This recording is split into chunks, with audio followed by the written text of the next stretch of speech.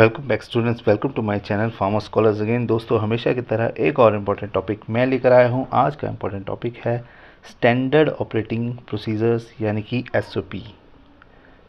तो इस वीडियो में हम जानेंगे एसओपी क्या होती है, क्या क्या पार्ट्स होते हैं इसके, जानेंगे ये सब डिटेल में। तो चलिए let's start the topic without further delay.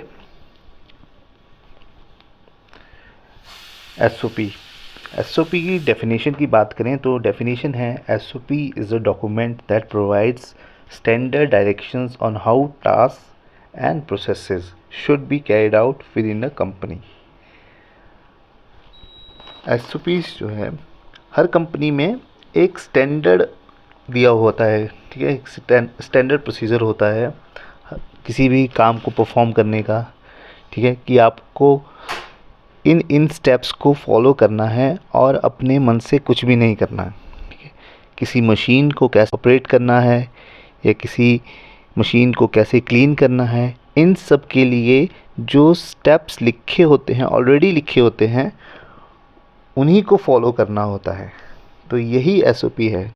As per the definition, SOP एक ऐसा डॉक्यूमेंट है जो हमें स्टैंडर्ड डायरेक्शंस प्रोवाइड करता है कि कैसे कोई भी टास्क परफॉर्म करनी है और प्रोसेस करनी है, ठीक।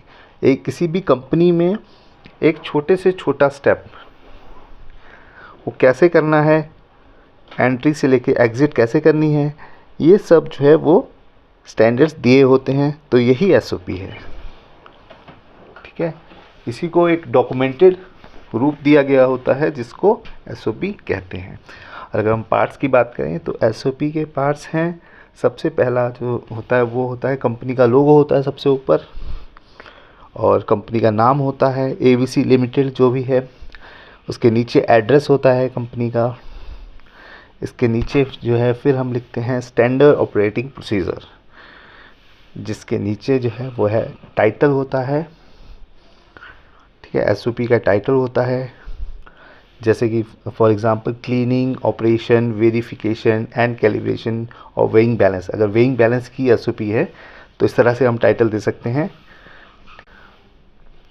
इसके अलावा फिर हम नीचे लिखते हैं डिपार्टमेंट का नाम, जो भी रेलिवेंट डिपार्टमेंट है जो एसओपी बना रहा है, ठीक है, जो भी कंसर्न डिपार्टमेंट है उसका नाम लिखेंगे हम यहाँ पे। सपोज़ ये क्वालिटी एश्योरेंस डिपार्टमेंट की एसओपी है तो यहाँ पे लिखेंगे क्वालिटी एश्योरेंस। इसके नीचे जो है फिर हम लिखते हैं एसओपी नंबर। एसओपी नंबर जो है, जो भी आपकी कंपनी का फॉर्मेट होता है उसके अकॉर्डिंग जो है लिखा जाता है। सपोज सबसे पहले कंपनी का नाम एबीसी, उसके बाद ओब्लिक कौन सा डिपार्टमेंट है, उसके बाद फिर हम लिखेंगे जो भी एसओपी का कोड होता है और कितने नंबर की एसओपी है, उसका वर्जन कौन सा है। तो इस तरह से एक प्रॉपर एसओपी नंबर दिया जाता है। इसके साथ साथ इशू डेट, कब इशू की गई है एसओपी, वो हम मेंशन करते हैं। इफ़ेक्टिव डेट, कब से इफ़ेक्टिव हुई है, और रिव्यू डेट।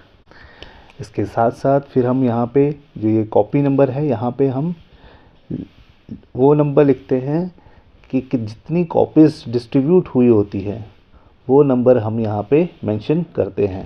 जैसे अलग अलग एरियाज़ में हम डिस्ट्रीब्यूट करते हैं कई बार एसओपीज़ को, तो जितनी कॉपीज़ हमने डिस्ट्रीब्यूट की हैं उस हिसाब से हम यहाँ पे कॉपी नंबर लिखते हैं। इससे हमें पता चल जाता है कि कितनी कॉपीज़ हमने डिस्ट्रीब्यूट की हुई है एरियाज़ में। इसके साथ फिर हम मेंशन करते हैं पेज नंबर, कितने पेजेस की एसओपी है, ठीक है। Page number oblique total number of pages हम यहाँ पे मेंशन करते हैं। इससे हमें पता चलता है कि हमारे सारे पेजेस जो हैं वो इंटैक्ट हैं या नहीं, कोई पेज बीच से मिसिंग तो नहीं है। तो यहाँ पे हम इसलिए पेज नंबर मेंशन करते हैं। इसके नीचे सिग्नेचर्स के साथ डेट मेंशन करते हैं। जो पर्सन प्रिपेयर करता है एसओपी को जो प्रिपेयर करता है वो प्रिपेयर्ड बाय पे साइन एंड डेट करेगा, और जो चेक करेगा एसओपी को वो चेक्ड बाय पे साइन एंड डेट, और जो फाइनल अप्रूव करेगा साइन और डेट के साथ अप्रूव करेगा, ठीक है। और इसके साथ साथ डेजिग्नेशन भी कई जगह लिखा होता है कि कौन पर्सन जो है जिसने प्रिपेयर की है एसओपी या जिसने चेक किया है एसओपी को या जिसने अप्रूव किया है एसओपी को, तो उस पर्सन का डेजिग्नेशन क्या है ये भी मेंशन होता है। ये सब चीज़ें जो है यहाँ तक जो जो चीज़ें मेंशन की अप्रूव्ड बाय तक जो जो ये जितने भी स्टेप्स थे ये सब जो पेज का हेडर है उसमें मेंशन होते हैं। और इसके अलावा जो है फिर नीचे लिखा जाता है पर्पस, जो भी एसओपी बनाने का पर्पस है, ठीक है, जो भी इस स्टैंडर्ड ऑपरेटिंग प्रोसीजर को बनाने का पर्पस है वो यहाँ पे मेंशन किया जाता है। सपोज़ हम अगर एसओपी बना रहे हैं वेइंग बैलेंस के लिए तो हम यहाँ पे लिख सकते हैं कि हमारा पर्पस है to describe the procedure for cleaning operation verification and calibration of weighing balance. तो इस तरह से हम पर्पस मेंशन करते हैं। इसके नीचे हम फिर मेंशन करते हैं स्कोप। स्कोप का मतलब है कि ये एसओपी जो है कहाँ तक एप्लीकेबल है। ये एसओपी जो है वो इस जो एबीसी कंपनी के लिए हमने बनाई है तो ये एबीसी कंपनी के लिए ही एप्लीकेबल है, तो ये हम स्कोप पे मेंशन करते हैं।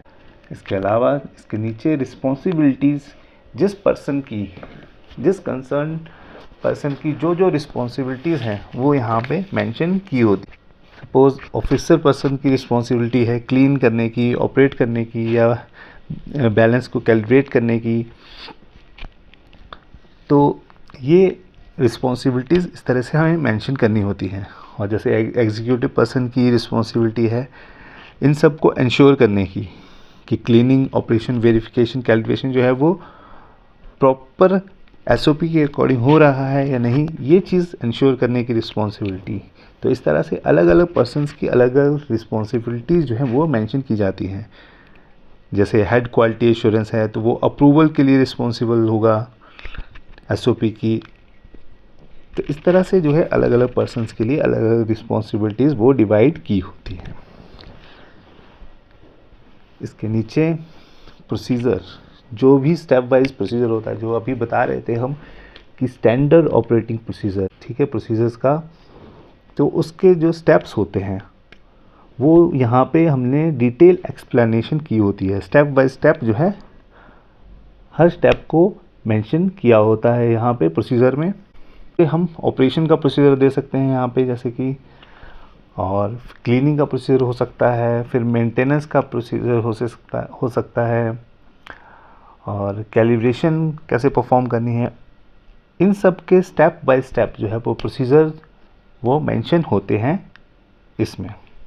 इसके साथ साथ एनेक्सर्स की बात करें तो वो अटैचमेंट्स होती हैं एनेक्सर्स जो कि एसओपी के साथ अटैच होती हैं।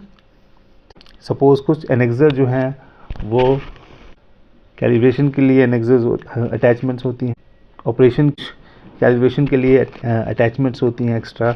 तो जितनी भी एक्स्ट्रा अटैचमेंट्स होती हैं वो यहाँ पे मेंशन करते हैं।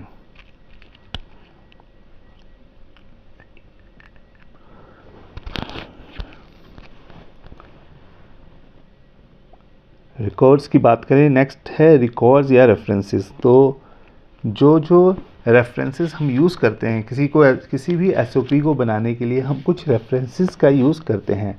तो इस तरह से हम रेफरेंसेस मेंशन करते हैं कि हमने कौन कौन के रेफरेंसेस के बेसिस पर इस एसओपी को बनाया है, तो ये हम यहाँ पे मेंशन करते हैं। इसके साथ साथ एब्रीविएशंस मेंशन होती हैं। एब्रीविएशंस मतलब जैसे भी जो भी कई बार हम एब्रीविएशंस यूज़ करते हैं, जैसे कि एसओपी स्टैंडर्ड ऑपरेटिंग प्रोसीजर हैं, जैसे कि क्यूएडी क्वालिटी एश्योरेंस डिपार्टमेंट या PRD production department.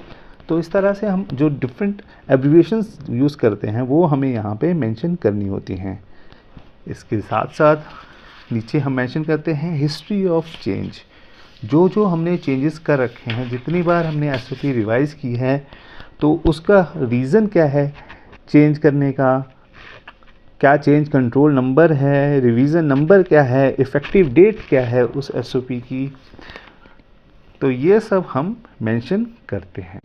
History of change में ये सब हम मेंशन करते हैं। और लास्ट में हम डिस्ट्रीब्यूशन लिस्ट, जहाँ जिस जिस डिपार्टमेंट में हमने एसओपीज़ की कॉपीज़ डिस्ट्रीब्यूट की हैं, एसओपी की कंट्रोल कॉपीज़ हमने जहाँ जहाँ डिस्ट्रीब्यूट की हैं वो हमें इस डिस्ट्रीब्यूशन लिस्ट में मेंशन करना है। ठीक है, तो ये थे आपके एसओपी बनाने के लिए जो जो पार्ट्स रिक्वायर होते हैं वो हमने यहाँ पे मेंशन किए। तो आई होप आपको ये टॉपिक अच्छे से समझ आया होगा। तो अगर आपको टॉपिक समझ आया है तो प्लीज़ लाइक कीजिए, शेयर कीजिए और सब्सक्राइब करना ना भूलना फार्मा स्कॉलर्स को। Thank you, bye bye, take care.